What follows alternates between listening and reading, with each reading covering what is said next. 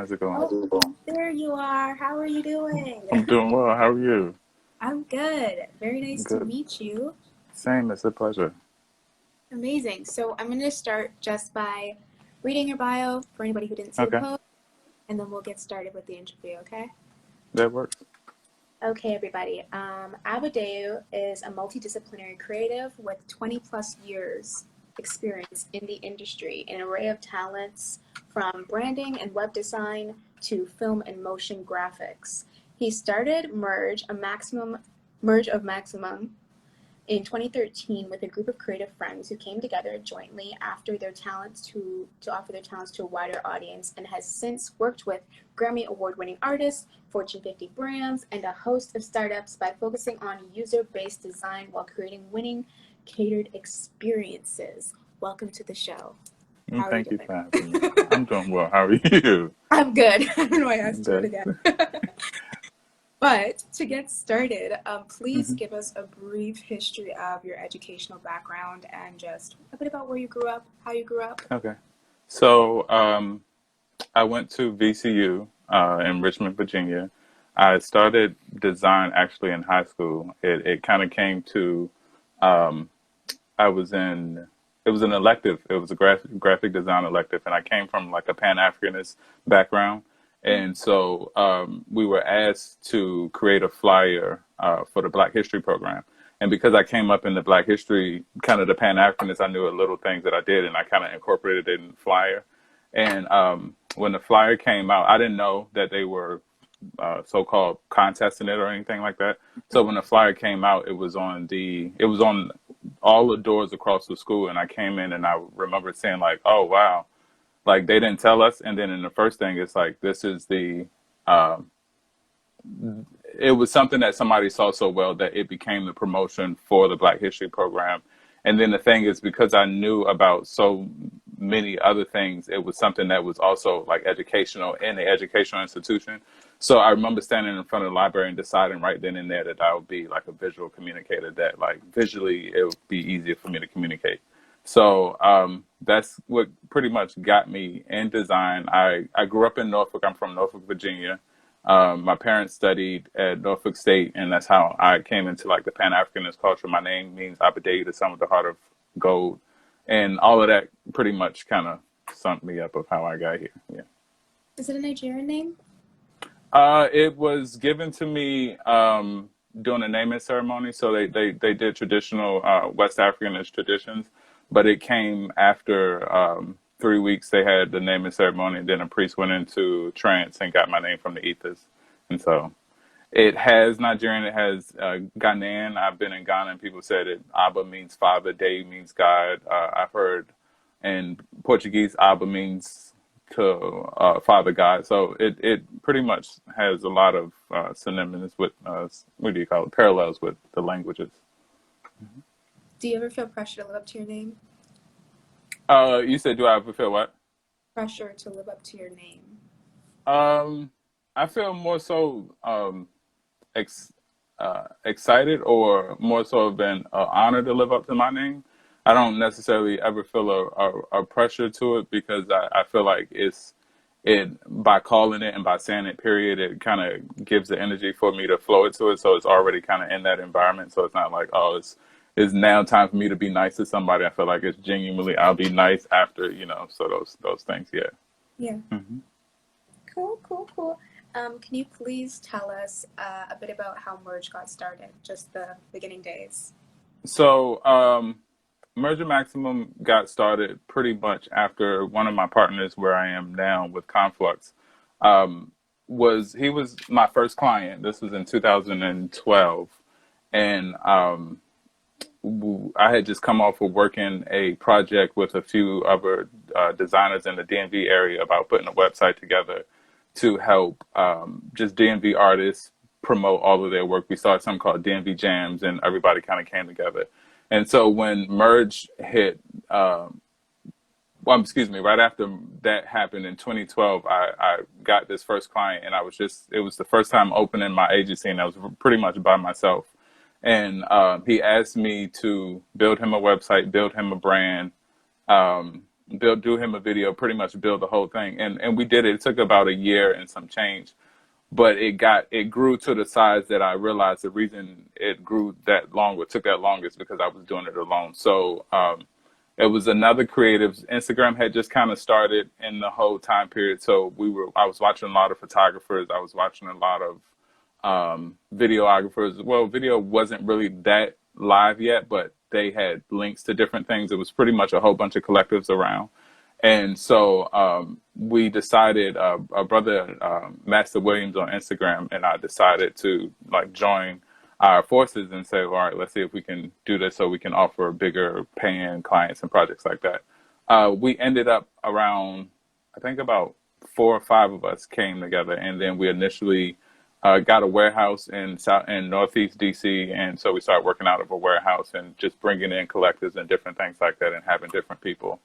And then pretty much the bigger brands start rolling in, and they start seeing our work, and we just started going from there. Wow.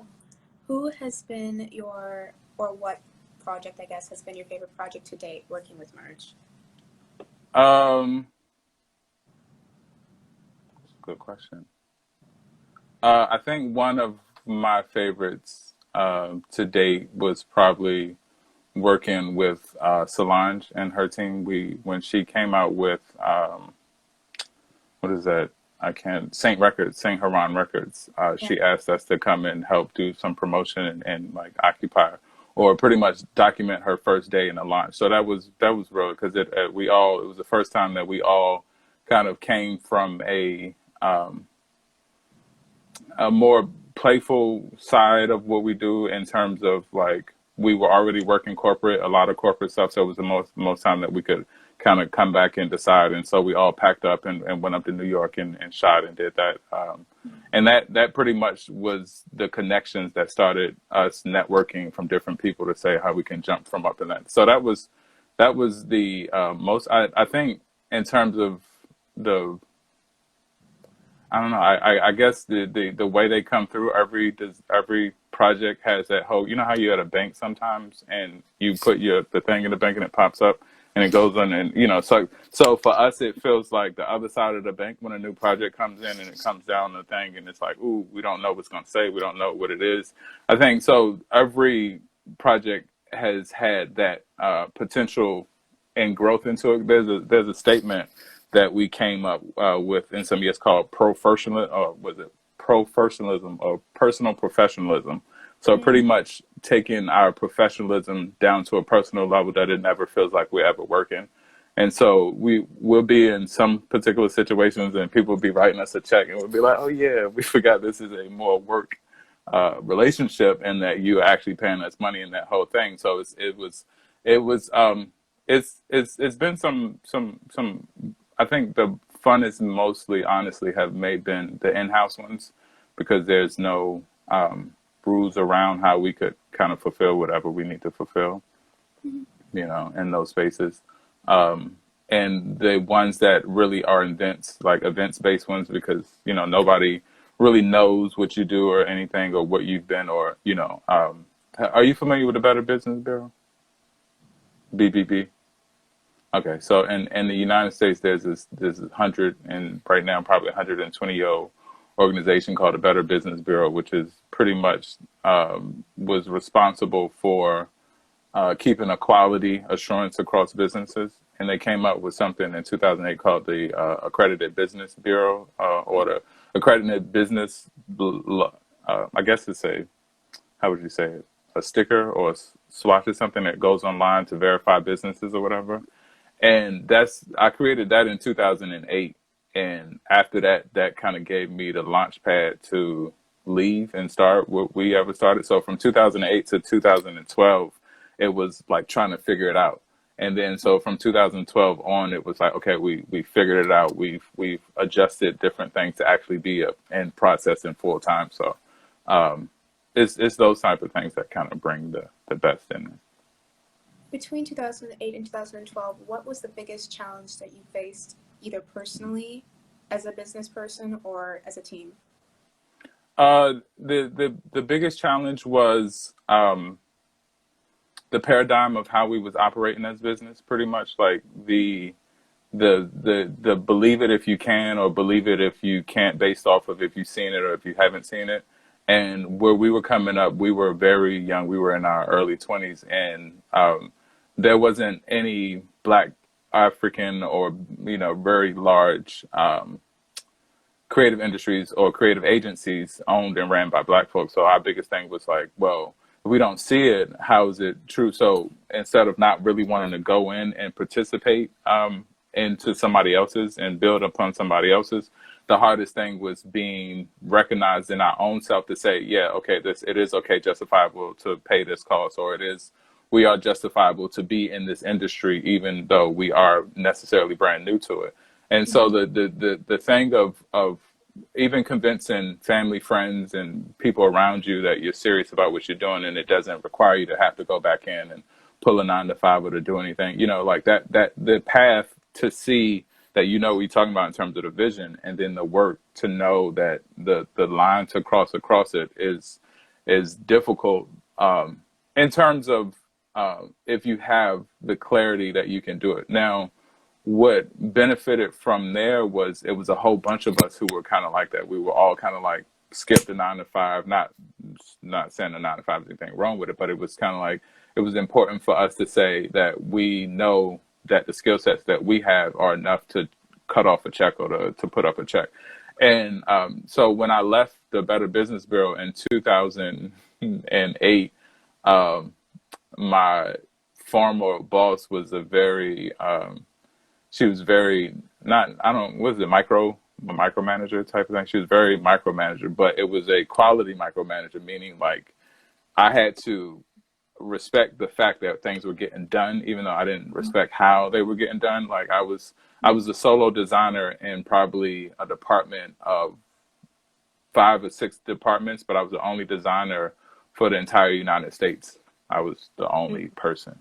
And so the amount of work that was coming in was being shifted. And, so once I told her, I walked in her office one day and I said, this isn't work. Our relationship, like this isn't going to work. I'm going to have to go. And she's like, well, I'll hire you a company as a consultant, and then we can carry on from there. And she went on vacation like right after I left, like a day after I left. And then 2 weeks after her vacation, she came back and was like, oh, I'm sorry, we can't work with you anymore. And it was like that level of having, which would have thought to be, I know, that's how like was to be a support, to not then have like that particular drop off, felt like the transition of going to this was going to be hard. So it became hard like right off the bat. It was like there was no kind of beckoning. There was no social approval. There was nothing at that particular time that was like, these people know what they're doing. They know how to turn something into nothing. They know how to get. So from there, we just pushed. And it was in 2010 when we started, 2009, 2010, when we started D&B Jams with some friends out of Baltimore. And when that happened, that's when we were able to go from World Star Hip Hop was around the time. And it was a bunch of kind of like blogging at a space of sharing, pretty much content sharing. It was a content mass sharing. Like everybody was like a World Star Hip Hop or Vlad vlog. It was just a bunch of blogs in terms of how artists was moving through. And so when we came up with D&B Jams, we went from a regional recognized brand to a national recognized brand. And then went from national to people know international. Like mainly one of the big reasons that people say DMV now instead of DC, Maryland, Virginia was something that we did back in 2010. And so, we got Chris Brown, we just pretty much Puffy. We got a whole bunch of people to start recognizing and following us. But that same kind of space of if you don't have the money and or the know-how, somebody with money like Puffy can come and take your concept and underservingly move through like that. So those things happened, and it was like, okay, well, let's pull back and realize that it's not necessarily a short haul to this. It's more so looking at it from what we will be. And like pretty much in 2009, I made the statement that my goal is for us is to be one of the world's recognized largest agencies. And from there, it was pretty much the alignment of the magnetism of the people working together, came together as such. Hmm. Wow. Thank you. Congratulations. That is a busy past 10 years you've had. Yes, But it yes. seems Thank you. like you've accomplished a lot worthwhile. And, you even solidifying yourself in this space, being unsure of whether or not you belong, not much people here look Hmm. like me, created, the way for so many others to feel like, oh, it's people who look Hmm. like me. I should go there. Right. Right. So congratulations on that. Thank you. Please tell us a bit about Conflux. Okay, so Conflux was pretty much from Merger Maximum. The thing that we noticed and learned the most when we got on new clients was education and or onboarding people into why we made the decisions that we made. So we found ourselves a lot of time being prerequisite to actually working with people was educating people on the different medium, the industry, the usage, or certain things like that. So we became a lot of educators in that format. All our clients almost became students in the format of learning how to kind of change small things like that. So in 2019, yes, I think so. 2019, the partner who was my first client, Chad, and we came together and started Conflux because the idea was if we just focus on education pretty much as something that we can offer people, then it's not something that we have to go and change everyone's logo, or we have to go and teach people the basics of user experience. Teach people it was something that, like, all right, well, why don't we just become a class? Why don't we just start offering classes? So in 2019, we started to decide to kind of set it up in that way of people who were doing life coaching, business coaching, different personal coaching. And so we set up the whole idea of podcasts were heavy, just started coming out in 2019. So we set up the whole idea of having a class system or a section or a group of classes pretty much that were parallel with the podcast that were running to whatever was the trending topic or the needed topic in that space. And a lot of them was based off of the change in technology and how to use those changing technologies, because that was pretty much a lot of the education that we were teaching people. When something would come out, they didn't know what video or why video would be personal, or they didn't know how to use video, or, so when we came up with that idea, we pretty much was getting ready to go shoot in 20, so putting all our promotional things to go. And then COVID hit, and a lot of our kind of structure that we wanted to do was looking for us to have kind of an in-person process for people to actually come and meet and do like that. And so what it made us do is kind of pull back and go along with how Zoom and everybody else went to this, like, trying to solve it digitally. Our whole thing was, well, how can we keep the engagement? Because that's the kind of the biggest thing in terms of the longevity of a brand is how long somebody engages with the product. So we decided to say, okay, well, if we can teach these, if we can now just make it a group or a community or a squad or a whole thing, then we ourselves can be the engagement. We can pretty much, just like a master class or any other, I'm thinking of another kind of example, but any community that self-perpetuates its process and support was our goal. So we were like, all right, well, let's just, we were going to first just start teaching classes, having podcasts with people, interviewing people, going back and forth. And then it came up that people started asking us on Instagram for, like, we started leaving these business tips. And they were like 1 to 2 minute, and we say, oh, here's a tip about this. And then so people started inquiring about the tips, and people were like, well, what would you do? And this was just strictly in DM. People would just DM about us, but like, I saw your tip. What would you say about this? And it was like, instead of switching from that to a consultant fee, it was kind of like, why don't you just join this with a standard price, and then you can kind of get all the tips in the whole line. So we with the whole kind of COVID pulling a whole lot back in terms of what we were doing in terms being a video, because at that point our main thing was doing video production and kind of moving people over to moving video production and the internet.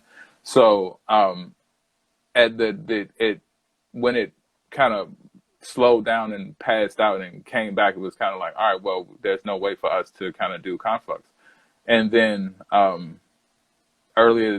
year, early in 2021, the more so kind of introduction and rise to NFTs was put out, and we were trying to figure out how to use that, because our initial model already had 3 different entry points. Like, you can get in for $1 to read the blog and do whatever.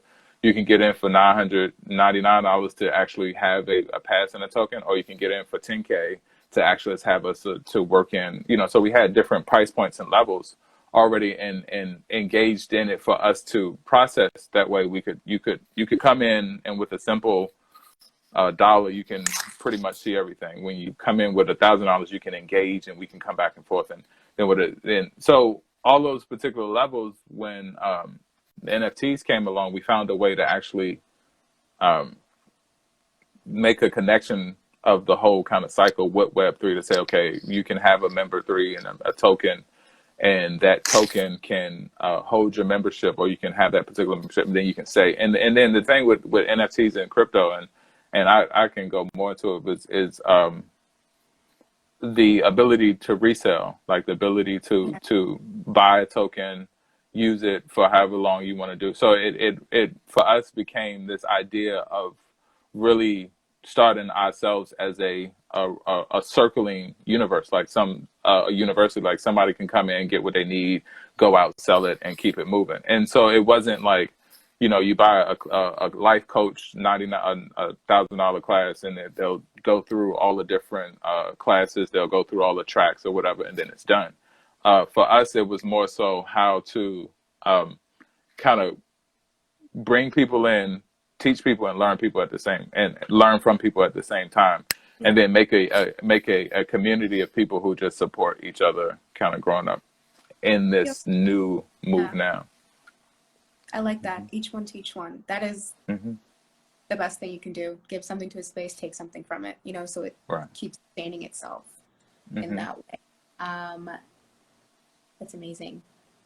Can you please tell me a bit about how you see the NFT crypto space playing out over the next 10 years, and maybe some things that other people are not too privy to? Because a lot of people are very, very anxious about this new space, and they're like, well, what do I do with it? What's the utility? I don't understand. How is it, from your perspective, that you see it evolving over the next 10 years? So that's a good question. I say that because I always have taken this conversation from a longevity time versus a more short conversation. So when what an NFT is, for those who may not know, is the way that I explain it to people when I onboard people, is I say, if you look at crypto as a form of currency, just like you look at a fiat US dollar as a form of currency, what an NFT is pretty much when they were making the money or whatever. I don't know, 1942, I think it's 1942, when they were running the pennies and they accidentally made holes in them. And then those pennies went into production, and then they went out in the world, and it came out that they had to stop the mint. And so then all of a sudden, those pennies with holes in them had a value above a penny, and it became a collectible. And so when I make the connection between crypto and NFTs, the NFT is pretty much a penny with a hole in it that is not necessarily going to change to a penny without a hole in it from the time it started to the very end. So talking about that 10 years from now, it'll still pretty much have a hole in it. It'll still have the value, just like the pennies from 1942 gain value over time. And so for me, the NFTs and crypto have an idea of gaining a longevity value over time, meaning it goes through the up and down of if it's been accepted or not accepted, but over time, because it's locked in at a particular date, and that date is non-changeable, and ownership is that just like in the scarcity, should I say, in the future will go up to a point that the things that are starting now are pretty much going to have a tremendous set value in 10 years. But in 10 years, there also will be things being made right then. You know, there'll be NFT made from 10 years from now. And so I think the conversation is more so around how do they relate to how we're going to incorporate them into our real lives. Like, what is right now, NFTs are, they pretty much gander their importance around art, around PFP or profile picture projects that say, well, if you got one of these, then you're part of the community, and if you were part of the community, then you can do this. And I think that what it is doing, this is kind of off, but pretty much what Web3 is, it is bridging the gap between the actual provider and the consumer. And I think that what NFTs and crypto and the Web3, what it'll do in about 10 years is right now how your phone, my phone, your ID, my ID, all have these singular ID or identification, like ID cards, whatever, like just like fingerprints, pretty much. They all have a unique one of one. I think that especially because of smartphones, smart technology, smart chips, smart cards, and all of that, that they're moving to try and process that to be something that directly can identify what your actual being, like your fingerprint, your palm, like Amazon has the palm now. So I think the thing is what they're trying to do is with NFTs and crypto is bridge the gap between singular ownership and the capability to use it.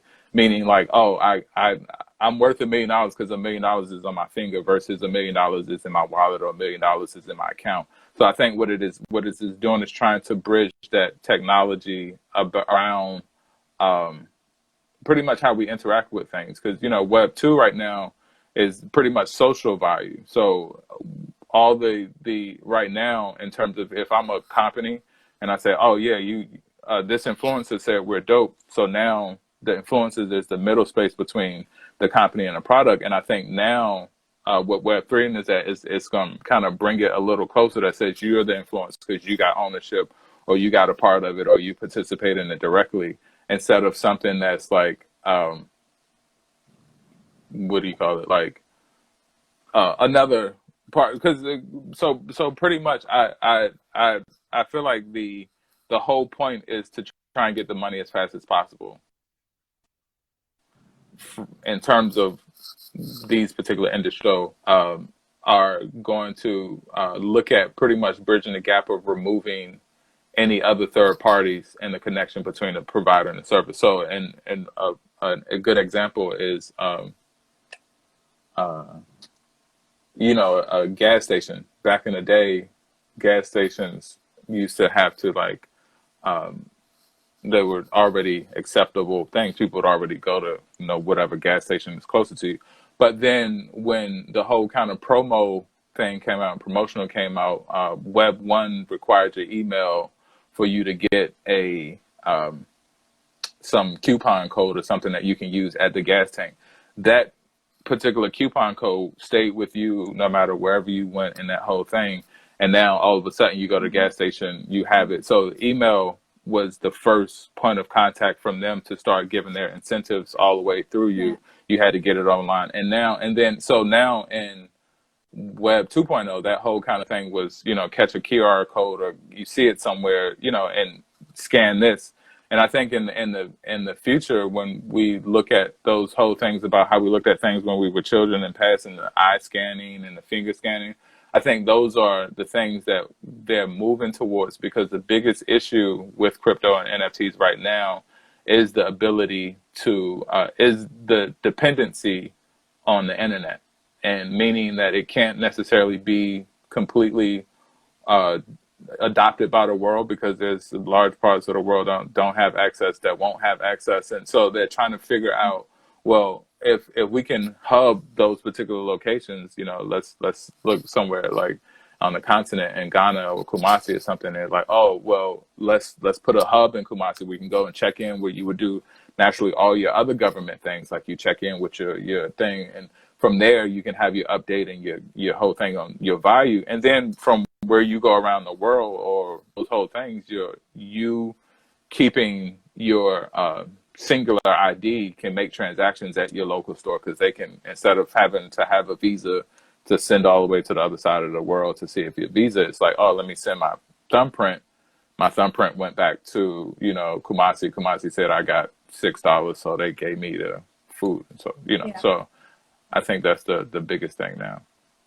Thank you. Great answer. You're welcome. Thank you. You have a question.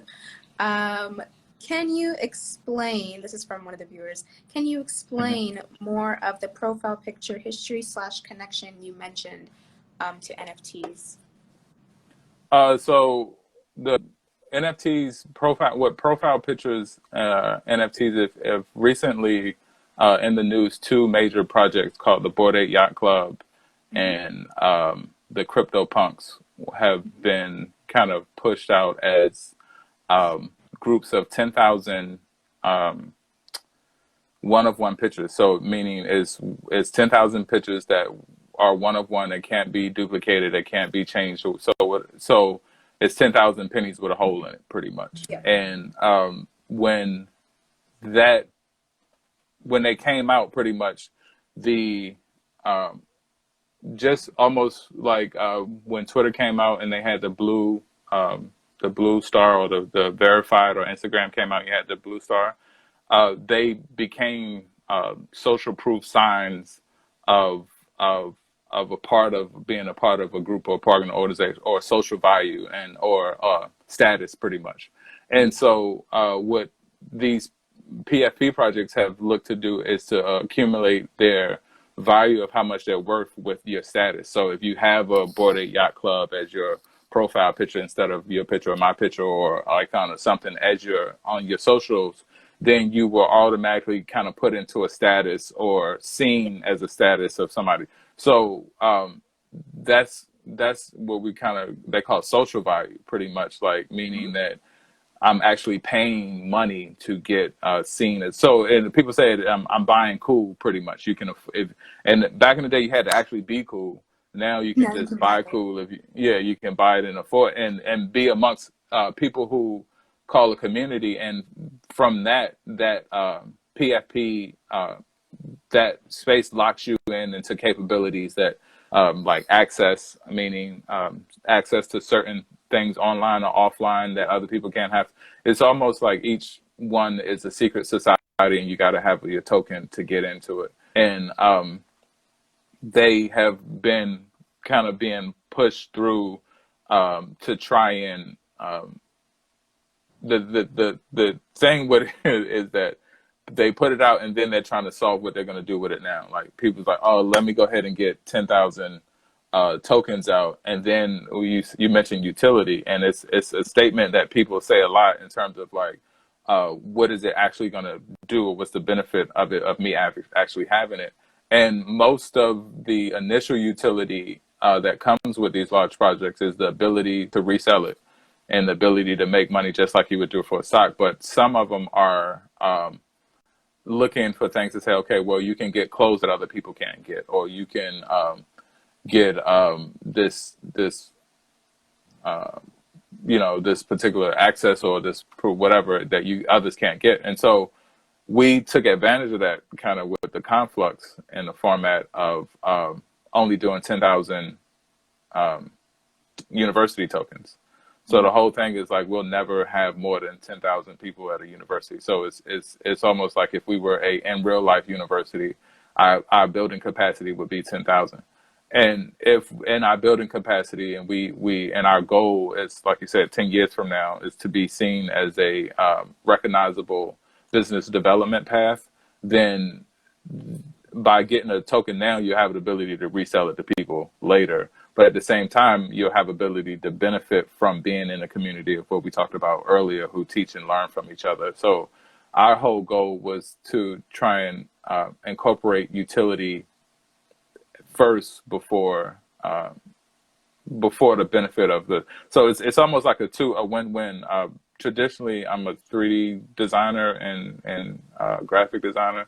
So when they first came out, I had already started working on a few kind of 10,000 PFP projects. One was called Puffy Coat Bears, just a bunch of bears and puffy coats. Another one was called the Ibos. I think will still launch, but um, the whole thing was to take advantage of this trend that was going on, and the trend was pretty much you build a community on Twitter and Discord about people who would want to be a part of that community. And then once they get the puffy coat bears, they will represent your brand across the world, like across that. So for ours, it was more so our utility was once you actually get in, you could have access to everything on the campus and behind the thing. But at the same time, they call airdrops. We'll do a 101 PFP where people can have something that they can resell and get value later or now, depending on whenever they wanted to sell it. But the thing was that Web3 is just starting and kind of growing, and PFP and crypto and all of that is kind of growing. So we wanted to be at the gate of it with it growing without necessarily, we wanted to be there when it becomes what it becomes. So meaning we wanted to be a part of it versus sitting outside waiting for them to say, oh, this is what you're supposed to do with it. We wanted to kind of create a community of people who say, okay, we all going to determine how we're going to use this and move it along and such. That's amazing. That's like almost like when you're early in on it, you get to kind of influence how people are going to use this stuff later on. Right. Perfect example of the utility of the profile pic NFTs. I'm following an entrepreneur who ended up spending, I think it was like $45,000 on Gary V's, I think it was Kangaroo Heroes, something like that. It was a kangaroo icon, essentially. Okay. Gary Vee had said, whoever gets this Kangaroo Heroes NFT, you will have access to my VCon every year for the next this many years. So this entrepreneur used that and then got people to buy his own NFT project. And he told them, whoever buys my NFT project, you'll be entered in the raffle to win a seat at this VCon that is like otherwise very expensive to attend. Little like idea for utility that can be used when it comes to these NFTs. And that was something that we plan to do ourselves, is to have a conference where it's a Conflux con, pretty much. They're gonna have like they have LA NFT coming up in April, I think, and then it's Tokyo NFT. So the major, just like they did NFT NYC, the major kind of international markets are introducing it and trying to kind of get a mass adopt thing for people. And that was something that was our particular goal, meaning that like conferences from 2013 to 2018, that's what we pretty much were, conferences. And conferences was a very money making, but also a very kind of like life-changing space. So when it comes to, like you said, that VCon, then people know like, oh, if I have a ticket, then I'm going to be one. And if I have a ticket from here, then it's pretty much in the format of buying a Lamborghini that you can rent out to people and give, or sell later on, but you can go out and use it amongst the city and look all cool and then come back and be like, all right, well, my Lamborghini's parked. So yeah. And fine. Let it make money too. Yeah. Right. Exactly. You have another question from somebody viewing. It is, okay, what about copycats? A lot of people have tried to say NFTs is like collecting art, but since they're online, how do you stop people from just ripping it off? So that's a big issue that a lot of people, there's a lot of kind of Twitter spaces that I listen to and we listen to, and people were talking about the actual authenticity with it. So there is kind of a authentication process that's needed within the entire infrastructure across it that is not in place right now. It's the same thing as how you would stop some from ripping off a Louis Vuitton bag out of China. Like you're not, you know what I mean? It's pretty much that there are, as the infrastructure builds, there are people who are looking to break it down at the same time. So that's why security is kind of a big thing. Identification, creator authenticity is a big thing. One of the biggest thing that they're trying to do now in terms of the digital art of it is to pass the authentication from the metadata in the actual app that you created it in. And that means if I did it in Photoshop or something, then Photoshop will tag all the things. But that even is easy able to get over with the internet, because you can just screenshot it, or you can just download it and run it through something and pass it off. So there isn't really a space of completely preventing it. I think that most of the conversations that people say is just do some research on whatever ones that you go to see if it's if there's others kind of necessarily following, or sometimes, you know, they say if it's too good to be true, most likely is, or, you know, like, meaning like if somebody put up a Bored Ape yacht on something and it's $40,000 or $10,000, and you think, oh, I just slipped it in there. The thing is just the issue I feel with a lot of the internet period is the inability to have a governing body over it to determine what comes through and what is authentic and what is not authentic, because that whole kind of copy paste world was, you know, that was something we were running into with Instagram, without, you know, people just taking our pictures and posting our pictures as they were the creators of it. And it's not, you know, or people take the content, like let's say somebody makes these content ways on how to do something, and somebody just takes the content, copy paste it in, you know. So I think the way to kind of get around that in some particular cases, the uniqueness of your authenticity. So there is not necessarily it will have to be tracked back to you, or when it is seen, or when it is taken, it has its connection back to you, either your own style, your own staple, or something to it. I think when it comes back to, and for me, like, so for us, we were kind of looking at NFTs bigger than art. Like one of our kind of statements is NFTs are more than art. So it's more so looking at it, trying to take it back to the standard of what NFT stands for, which is non-fungible token, meaning the Web3 and all of that and blockchain is a big receipt, and it's a big ledger of receipts. And so your NFT, if we can just bring it back to the NFT, it's just a receipt. So now that if you have that particular element of receipt, then it can be things that you can start to live in a way that it's not duplicatable, because that one receipt has to be verified across the whole. So if you say, oh, I bought this NFT for a Lamborghini, and in 2 years I can go and get my Lamborghini with my NFT, then as long as that ledger, as long as the blockchain has the receipt of you buying it, any duplicates or anything that has changed in the middle wouldn't change that initial verification, if it's locked in a QR code, if it's locked in a smart contract, if it's locked in the actual wallet address. You know, so that's you know, ways around it. Yeah, you know, I think 100%. Yeah, so just to add to that, there are websites like Etherscan, for example, which will keep all digital ledgers of all transactions made on the Ethereum network. So you can actually prove whether or not this money was sent from this address to this address, and you can see how much money they have left in total. Tip. Yeah. Do you go through Etherscan? Pardon? Do you go through Etherscan and look at people's wallets?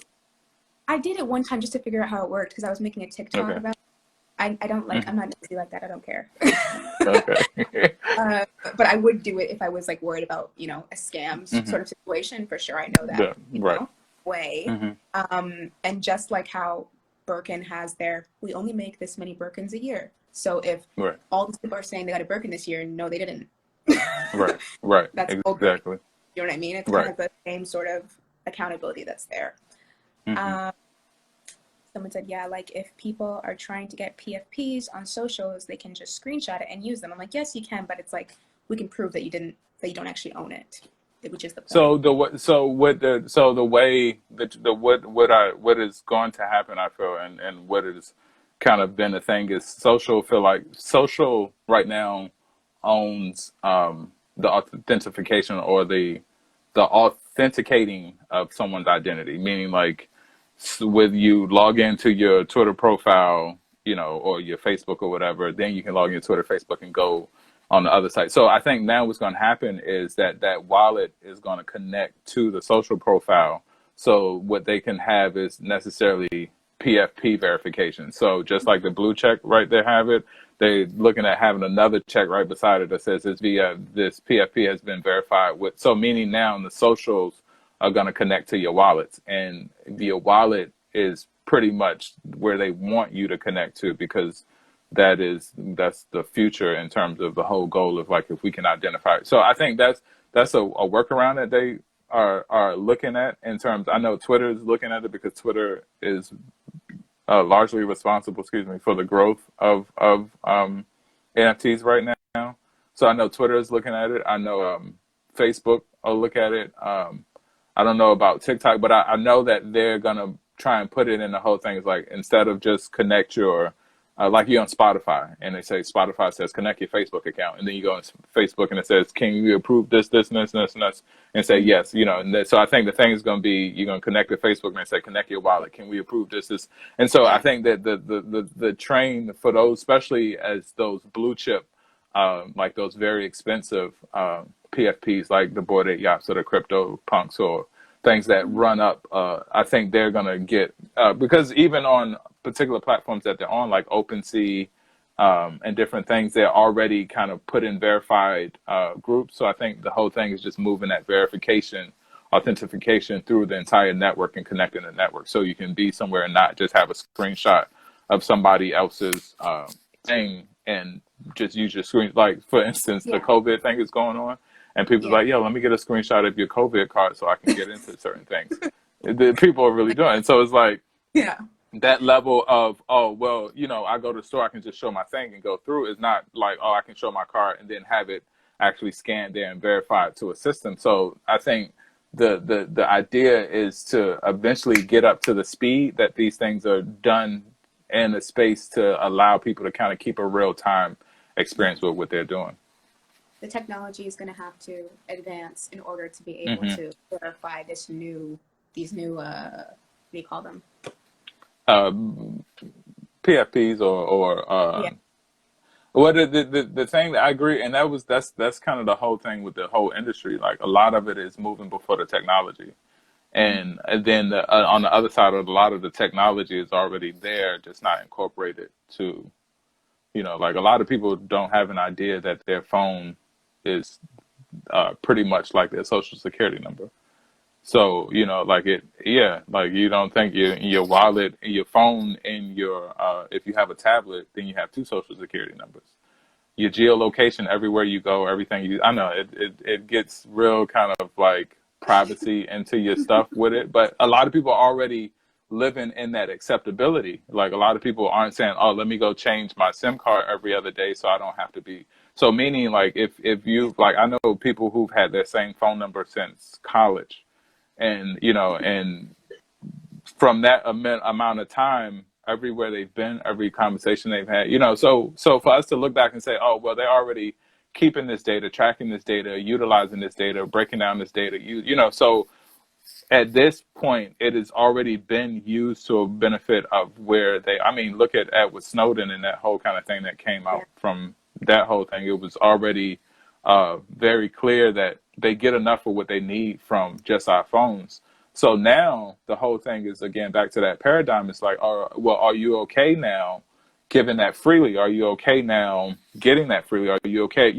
So are you okay with your child walking around with a device that they could be tracked on? Or are you okay with, these particular type? And it's like, those are, I think, the side of the technology that's ready for Web3, but it's not going to be incorporated into Web3 because it's already shown that it's behind the curtain, like it's showing that they're necessarily behind the curtain. Mm-hmm. And I think that what's going to happen is that, like, as these paradigms, as we look at everything with especially in the American mentality, is that the group thought and group influence can lead you down something that you didn't even know you wanted to be a part. And now you've been a part of it for, I had issues with a lot of my friends when I got rid of my phone. Like people's like, yo, I can't contact you. You're not in what's up. You're not on the world. You know, and I'm like, well, I got a Google number. I'm gonna go to a thing and call you from the Google number. Like, yo, I missed. What about this? You gonna come to this party? And so meaning like our dependency on our real world life activities is already incorporated in this technology, and we're already kind of utilizing and holding people accountable. Say, no, you better keep your identification on you. Or you better keep your tracker on you. So, and so I think that that's what's going to happen is that there's going to have to be some sort of I see what I'm given, pretty much. Like I'm transparently seeing everything that I'm given offline. Like, they tried to come back with it, like, oh, download all your data from your Twitter, or download all your tweets, or download your whole face. And so, but I think the thing is now moving forward, they're gonna have to say, hey, we're going to track you when you get out your car and go to the mall today and go to all the stores. And then from all those stores, we're going to pick the top 3 stores that you spent time around and then send you ads around that. And that, but because that's what Minority Report. They already do that. I know. Apparently, the majority of the ads you get is because of proximity to things and people. Exactly. But the thing is that, like, it's seen as a way, it seems such as a conspiracy thing, that it's wrong to accept that it's on the wrong side of things. You know what I'm saying? Because so frequent and so quick and done so often. And I think that it's like with Minority Report, when he's walking through the mall and they're like, hey, Mr. Such and Such, did you know this and that, and he got the guy's eyes in, and he's getting ads for somebody else. It's almost like you taking your friend's phone and going somewhere like, oh, we accidentally switched phones. And now you're having a conversation with somebody in another like thing. Then you come back like, oh yeah, here's your phone. And it's like, oh, why did I get asked with this? Because of that proximity, because that location was. And the thing is, the issue for me, and not we're kind of the whole kind of challenge, I guess, for me is that there's a cognitive kind of space of allowance and not allowance that's being taken advantage here. And when it's to the point that people are not openly okay with what's being allowed, and it's still like allowed to change, meaning like the system itself, because I'm in this world, because I'm in this thing, I know that the system itself is meant to set up and control you psychologically. And without that kind of psychological control, it's hard to step on the outside and say, oh, I need to break that, or I need to change that, because it's already incorporated in it. Like, for instance, people have this whole kind of thing of like, Google Ads is dead. Google doesn't really work. But Google Ads will show you a block of something, and you'll see it one time and you see it 2 times. And in the psychology of marketing, when you see something 21 times, it clicks over to trust, all of these things, and now you're a friend with it because of the amount of times that you've seen it. And so, like, through all that we're doing, the entire system is set up for us to be taking these things in, but there's not this kind of cognitive, oh, I want to stop right now and not take these things in. They're kind of like, oh yeah, you want a Tesla because everybody else got a Tesla, or you want this because you've been seeing it, or we saw you like this, so we're going to send you more of this so you can like this and stay. So meaning like the freedom to kind of develop who you want to become now.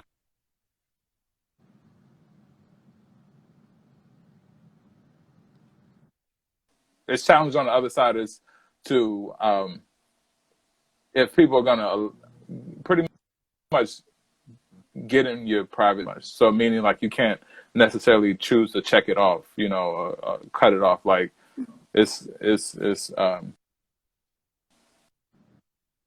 a two-way sword. One to defeat the enemy, one to get thing. The whole thing about it is where it's true that we should can participate in, and can benefit from the participation in it. Meaning like, all right, what did like these phones, we having this conversation based off of the phones and the capability of having the phones. Now at the same time, we wouldn't be able to, we could have it on, either build a platform for it. You would have to start a new audience. You would have to, you know, all of these particular things to come up to the point of getting the benefit of what you can get off of hosting them these ways would seemingly require so much that nobody would never try and get up to there. So then we become dependent on it. And then the whole thing is like, we start sharing all these things and it's like, yeah. And then it's like, oh, well, when, like, for instance, Black Twitter, it's like, we need to get off Black Twitter and have our own Twitter. And it's like, well, why don't y'all start Twitter? You know, like the TIWTTA, just take the ER off and start Twitter. But the point was just like, it's only going to, like, for me, when I found out about Afrinection, it was one of those things that it's only going to succeed when there are awareness that it's a necessity for us to sustain our own without the intrusion or, you know, the pushing of other people's kind of wants or needs or their whole goals in that space. And so I think that's the necessity for the future moving forward, that we are able to say, okay, how is everything first filtered through what we're okay with, and then how can we interact and benefit from it, you know? Exactly. I like that. We are coming to the end of our interview. Guys, ask any more questions you have for Abadeu before we end it. I have a question to ask you that I ask every guest. It's interesting to hear everyone's different perspective because we're all collectively trying to solve this problem, you know? So the question is, in your opinion, what is the key missing element of Africa's sustainable growth from an economic point of view? I would say Kujichagulia, pretty much the ability to define ourselves. You know what I'm saying? Like, I think that's the major missing point, because if we don't have history, if we don't have the connection to where we were before this kind of breakup, then I don't think it'll have a space for us to join back together, because all the identifications, everything that we would be doing would have to be put through something that in itself may be incorrect or something that we would have to change. So like my father growing up was with the World Bank and traveled across like 54 of the African countries. Like, he was pretty much across all of the continent. And every time he would come home, he would say, oh, whatever y'all doing, don't necessarily try and do it for America, because America isn't like, do it so you can get back to the continent, find somewhere and use it in the content. And that was always because initially, from what we're talking about with the whole Kuji Chocolate, with nobody had an idea, school, everything, you come up a path to try and to separate you from the opportunity or the awareness that hey, I can do something somewhere else. Like, I can do a film company in Lagos. I can start a mining something in South Africa, or I can do Black Soldier Flies in Ghana. You know, all of these. But people think, like, so meaning that for me, and this is kind of the goal for me in the Conflux, is the paradigm when people are able to shift their paradigm to re-identify themselves, then I think that they're able to realize that the money in their hand is money in the Black economic space now. The decision about what they do with it is if it's going to stay in the economic Black space or if it's not. And if you identify, like, if you're aware to say this is that, and then you can kind of roll them around. I like so that. Yes. Great. Thank you. Someone has asked, what is the best way to launch an NFT project for a non-tech savvy individual? The best way I would launch it, honestly, is non-tech savvy. I would get on Twitter Spaces, I would start listening to Twitter Spaces and kind of start pulling from some knowledge of people who are already having them. There's already, like, if there's some free mintable spaces like Rarible, OpenSea, they call them lazy minting, meaning the person who's going to buy it pays for the minting versus you.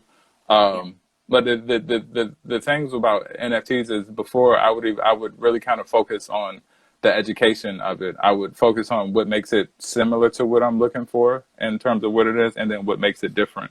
And then also look at the hurdles. The biggest issue about crypto NFTs right now is the onboarding and the process of whoever asked that question. Is that the biggest challenge is going to be able to get enough information to keep you focused on the path versus getting information to change you in this direction or influencing you. Because, you know, OpenSea is available and Rarible is available, but they're not, in the true case, decentralized apps. They're not really for the people, by the people type apps. So there are still things coming up like the Manifold. There's a bunch of stuff that you can do it for free and kind of do it on your own. But in terms of if you would want to start it, I would just start looking at the NFT hashtag or NFT artist hashtag on Twitter, and check out some videos, because a lot of people look at it for the quick money or the money of it, and I think that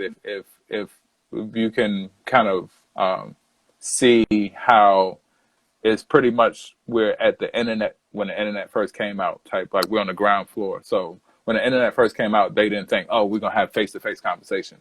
It was the internet first came out, it was like, hey, can you hang up the phone so I can get back online? So those whole type of different spaces, I think with NFTs, is how to get the information for how it can benefit you down the line, versus to say, I'm in it because everybody else is in it, or I'm in it because I have some art. Like if you have art to sell, you have anything to sell, you're still going to have a buyer. You're still going to have people to know about. You're still going to have all of the things that are needed for it to come across. But right now, education, I think, is the best, starting point. Yeah. And when we start Conflux, I'll make sure I send you a token so you can hop on and pretty much conversate with the people and the different things like that. There's somebody on, her name is MECETH, is MEC.ETH on Twitter. I'm gonna type it. She's very she's pretty much a good starter point for, because she pretty much has Twitter Spaces time, and she pretty much is about the onboarding side of things. So be a good way to get started. Have you made your Afrinection profile yet? No, I will tomorrow. I will make my Afrinection profile. So should I do a Don't worry, you're not the first. It's okay. I was gonna where they can find you on Afrinection, but yes. Oh well, they will be able to find me on the Afrinection tomorrow if Conflux Academy is not taken after like 24 hours. If you've seen this later on, you can find me on Conflux Academy on Afrinection. Is it the URL.word, or how is it? Like profile, is it profile? The profile, like you want to make it like your personal like name, and then you can like link your business, like different businesses and organizations like on your profile. So people usually make it as like, if it's the CEO or the founder, they make it like just their name. And then so I have a question for you before we go. Do you plan to move Afrinection and that project into the Web3 space, or? Connection is not mine. So the organization from your team. We have to see. If we're smart, yes. But I only say that because I think that's going to be the future in terms of networking and kind of calling cards, pretty much. Yeah. Is that like Afrinection calling card or Afrinection thing will be something that I think in the future of it, because again, starting floor, in the future of it in 10, 20 years, when we are all on a continent in different spaces, moving through different things, I think the ground floor is still going to have to be recognized through the connections and networking that you started or have started from the organization. I'm gonna ask about that. I'm gonna ask about that. Send that upstairs. Yeah. It's definitely, I mean, I just did the interviews, so whatever they do, I'm here. I'm here for it. I'm very excited about the new space though, NFT, crypto. Like I'm all in on it. So it's really exciting anytime I get to talk to somebody who's also like actively building in that space. Thank you so much for doing this. Thank you much. You're a wealth of knowledge and experience. I appreciate it. I'm wishing you the best with all your future endeavors. Thank you. Any ask that you have to anybody who's going to watch this before we end it? You said any ask? Yeah. Like that they just I would suggest get in or get the information and start learning um, of how it's going to use how your business pretty much like if you are a business professional or you are an entrepreneur, I think the thing is to start learning Web3 to be ahead of the curve and ahead of the storm. Um, Mainly because it's kind of like information and knowledge is an advantage in this space. And if you are able to like move through things, if you're able to adjust your business model and the things that you're doing to be able to take advantage of these things, then I would suggest that you go ahead and or ask that you go ahead and start looking at that. Yeah. So we launched also February the 22nd. Amazing. So we will have our NFTs available then. Are they set price, all of them, or are they different? So we're setting price right now at $9.99 at a US dollar base because the Okay. crypto market is fluctuating so much right now. Yes. So what it'll do is it'll allow us to mint in at let's say a lower ETH price, but also cover the gas sales, so people won't have to pay the ETH and the gas and things like that. So we're kind of doing a one and all That's onboard and training process. I like that. Okay, that's great. Thank you. Yeah, there you have it, Well, I guys. appreciate it. Of course, we appreciate you too. Wishing you the best. Thank you for everyone who joined and participated in the conversation. See everybody next week. Enjoy.